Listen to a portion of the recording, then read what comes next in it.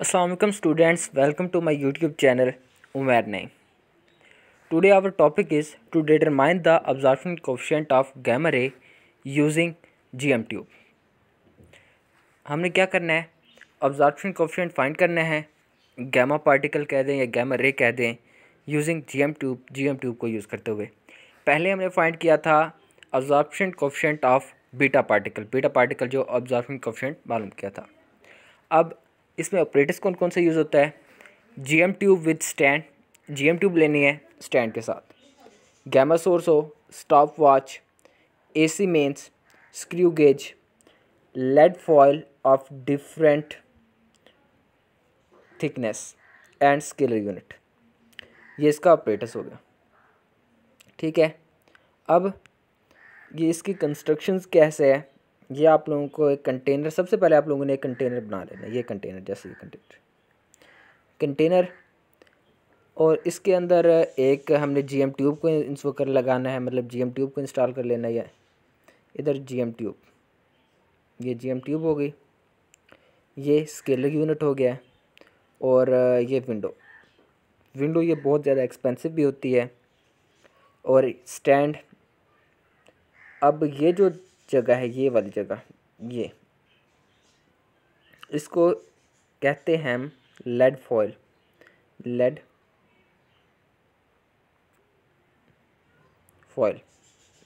ठीक है, ये लेड फॉयल है। इसी तरह ये जो प्लेस है, मैं ग्रीन में कर रहा हूँ, ये प्लेस यहाँ हम अपना सोर्स रखते हैं, यानी गैमा सोर्स वगैरह रखेंगे। अब ये वर्क कैसे करता है, यहाँ से गैमा सोर्स प्रोड्यूस होगी, जो कि कुछ इस तरह, ये गैमा सोर्स प्रोड्यूस होके यहाँ आ जाएगी, यहाँ से विंडो के अंदर इंटर होगी, विंडो से फिर इसकी जो रीडिंग होगी वो ये स्केलर यूनिट के ऊपर शो होगी, जो रीडिंग होगी। ठीक हो गया। अब इसका प्रोसीजर क्या है, प्रोसीजर पहले हमने क्या ले लेना है, हमने ले लेना है एक, place the GM tube in the holder, GM tube को होल्डर के अंदर प्लेस कर देना है, of stand made for it, एक ऐसा स्टैंड जो कि उसके लिए बनाया गया। GM ट्यूब ये रही एक स्टैंड के अंदर, जैसे कि GM ट्यूब को एक स्टैंड के अंदर मैंने फिट कर दिया है, जो कि इसके लिए बनाया गया। और फिर उसके बाद क्या कर देना है, स्विच ऑन द, हमने स्विच ऑन द स्केलर को स्विच कर देना है।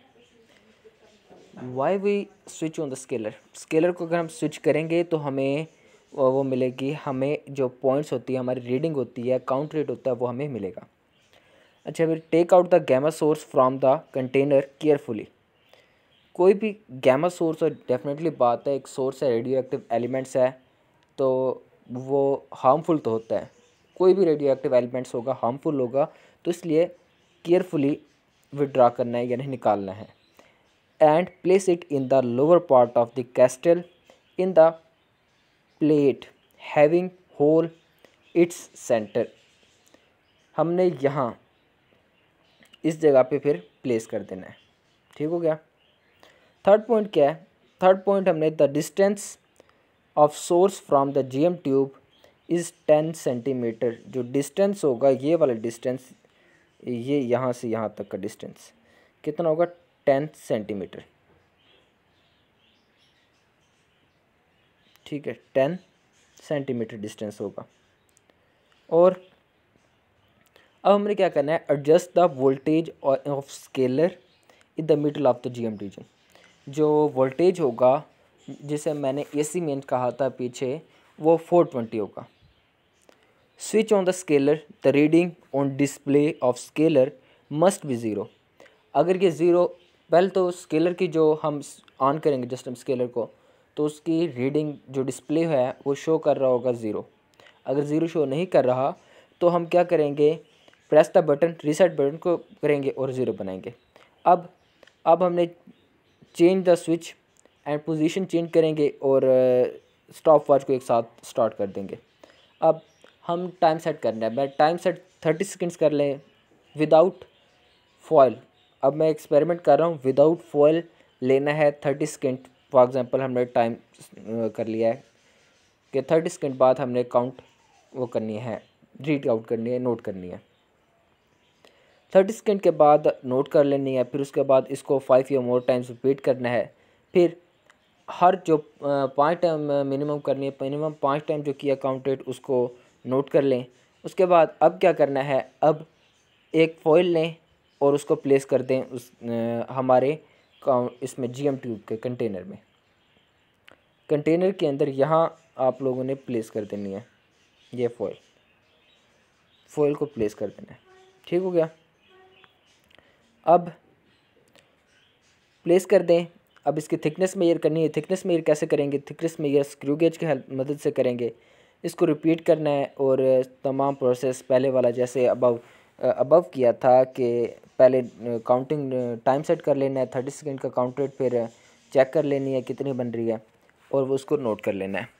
अब हमने वो जो पहले वाली फॉइल है वो निकाल लेनी है, अब दूसरी फॉइल ऐड कर देनी है, यानी वहाँ रख देनी है। ये प्रोसेस चलता रहेगा और उसके बाद अगेन वही सेम प्रोसेस। अब हम कम्बिनेशन ऑफ 2 और मोर जो है लेड फॉइल्स हैं हम उसे यूज़ कर सकते हैं, लेकिन हम जो थिकनेस कैलकुलेट करेंगे वो टोटल फॉइल की थिकनेस कैलकुलेट करेंगे। अब draw a graph on X and Y axis. Graph draw करें, ये ग्राफ है, ये एक्स एंड वाई एक्सिस पे ग्राफ ड्रा किया। ये एंगल थीटा बना रहा है एक जगह पे, ये देखें। और जो डेल है, डेल्टा मतलब T1 माइनस T2, टी को मैंने ज़ाहिर किया थिकनेस से, और ये जो है N1 and N2 number of count rate with foil use, जब हम फॉइल को यूज़ कर रहे हैं उस टाइम। ठीक हो गया। अब ऑब्जर्वेशन क्या है, least count of screw gauge. जैसे पहले हमने थिकनेस जो मालूम करेंगे अपनी फॉइल की, लेड फॉइल की, तो उसकी हमने लीस्ट काउंट मालूम कर लेनी है। फिर ज़ीरो एरर, डेफिनेटली बात है जब हम लीस्ट काउंट मालूम करेंगे तो zero error of screw gauge लाजमी मालूम करना होता है, जिसे मैं प्लस माइनस जेड से कह रहा हूँ। पॉजिटिव में भी हो सकता है और नेगेटिव में भी हो सकता है। और zero correction of screw gauge, हमारा स्क्रू गेज नेगेटिव में था तो minus Z multiply least count करेंगे तो ज़ीरो करेक्शन मालूम हो जाएगा। वोल्टेज अप्लाई वोल्ट्स में होगी। Number of counts without any foil in 30 seconds. हमने लास्ट टाइम मैंने आपको बताया था, लास्ट टाइम नहीं अभी रिसेंटली बताया था कि 5 टाइम्स ले लेना है। तो यहाँ लिख देने, एक बार लिख दें, 2 बार ले लें, 3 बार, तो 5 टाइम लिख के उसका मीन निकाल लेना है। फिर काउंट रेट एन नॉट यानी विदाउट फॉइल। एन नॉट का मतलब क्या है, जो हमने काउंट रेट ली है विदाउट फॉइल, लेड फॉइल के बगैर यूज़ किए हुए, तो उसका जो निकलेगा डिवाइड कर देना है 30 सेकेंड्स पे, क्योंकि हमने टाइम 30 सेकेंड लिया। आपने अगर 60 सेकेंड लिया हो तो डिवाइड करेंगे 60 सेकेंड्स पे।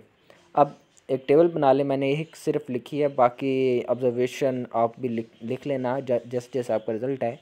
For example total thickness of T, यानी टोटल थिकनेस मैंने टी से ज़ाहिर की थी इन सेंटीमीटर 1.69 मेरी आई है। Number of counts in 30 seconds, N1 मेरा 32 आया, N2 मेरा 30 आया, तो टोटल मीन 31 बन गया और मीन भी 31 बन गया। फिर काउंट रेट कितनी बनी 1.33। एन नॉट ओवर एन फिर निकालना है, 1.33 को एन पे डिवाइड कर दें, जो आपका आंसर आ जाएगा। कैलकुलेशन, अब इसका पहले म्यू का फार्मूला क्या था, mu is equal to 2.303 divide by T multiply log 10 N not over N. आप इसको ऐसे भी लिख सकते हैं log 10 N not minus log 10 N. ठीक हो गया। अब ये ग्राफ आप लोगों को पहले बता चुका हूँ। रिज़ल्ट क्या है, गैमा पार्टिकल की जो ऑब्जर्वेशन कोएफिशिएंट वैल्यू है फॉर कैलकुलेशन, हम कैलकुलेशन के थ्रू करें वो लिख देनी है पर सेंटीमीटर पे, और फिर फॉर ग्राफ के लिए जो निकलेगी वो अलहदा लिखनी है। कीप इन माइंड कि ये दोनों वैल्यू जो होंगी, दोनों वैल्यू ये दोनों सेम आएंगी आंसर। अगर हमारा आंसर सेम नहीं निकलता तो फिर हमारे एरर के चांसेस हैं। अब इसके लिए प्रिकॉशन कौन कौन से इस्तेमाल हैं। नंबर 1 मैंने आप लोगों को पहले बताया था कि विंडो मच एक्सपेंसिव है, और स्टॉप वॉच और काउंटर जो आपने 30 सेकेंड और काउंटर का जो टाइम रखा था वो सेम होना चाहिए। और जो radio active isotopes, radio active आप लेंगे एलिमेंट्स लाइक मैंने लेड लिए फॉइल की या कोई भी सोर्स लेंगे तो उसको केयरफुली निकालना है। ठीक हो गया। अब मेरा एक क्वेश्चन है आप लोगों से, why we use lead foil instead of aluminium.